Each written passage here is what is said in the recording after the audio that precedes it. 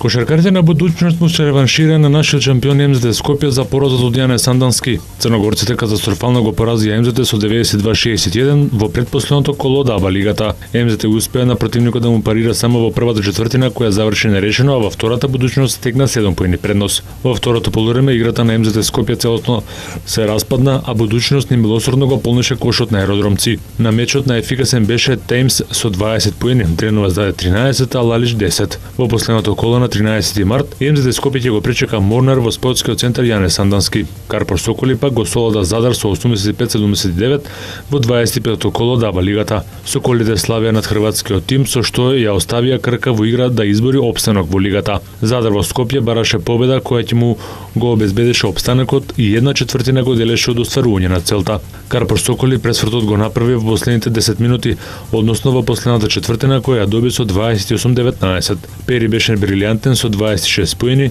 6 асистенции и 5 скока. Зековиќ постигна 17, а Лабовиќ 16 поени, 7 скока. Кај Задар се истакнаа Барач со 22 поени, 10 скокова, односно Брзоња со 14 поени и 12 скока. Во Лигата на шампионите вечерва ќе ги дознаеме првите четвртфиналисти за оваа сезона. На програмата се вторите осминафинални дуели помеѓу Арсенал Бајерн Михен, односно Наполи Реал Мадрид. Во првите 90 минути очигледно се беше решено. Бајерн ги растури топџиите со 5-1, па така во Лондон не би требало да има проблеми. Но топката е округла и фудбал се игра до крај, па така се е можно на овој дуел. Арсен Венгер нема да може да смете на Озил, додека Мертесакер е под прашалник. Бајерн Михен ќе игра без суспендираниот Лам и повредениот Буатенг, додека на голот можно е Улрих да го замени лесно повредениот Ноер. На вториот дуел, Наполи ќе се обиде да анулира преноста на Реал од 3-1 од Мадрид. Италијанците треба да дадат 2, а да не примат ниту еден гол. Од таборот на наполитанците се скептични дека ќе можат за прв пат во историјата да обезбедат четвртфинале во Лигата на шампионите. Тренерот Сари пред самиот почеток ќе одлучи дали полесно повредениот Мертенс ќе го предводи нападот. Неговиот колега Зинедин Зидан нема проблеми со повредени играчи освен Варан. Играв на Сао Поло и знам дека не чекам фантастична атмосфера, но тоа ќе ни биде дополнителна мотивација да го дадеме максимумот, изјави Зидан. Утре на програмата се уште две нови реванш средби, каде се среќаваат Барселона ПСЖ и Дортмунд Бенфика.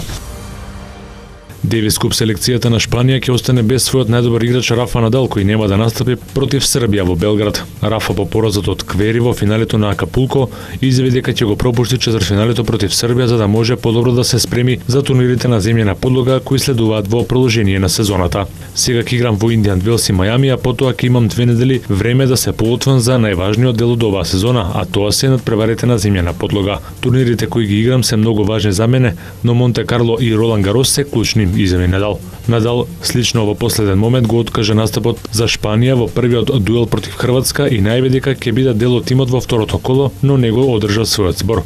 Мечевите меѓу Србија и Шпанија на програмата се од 7 до 9 април во Пионир.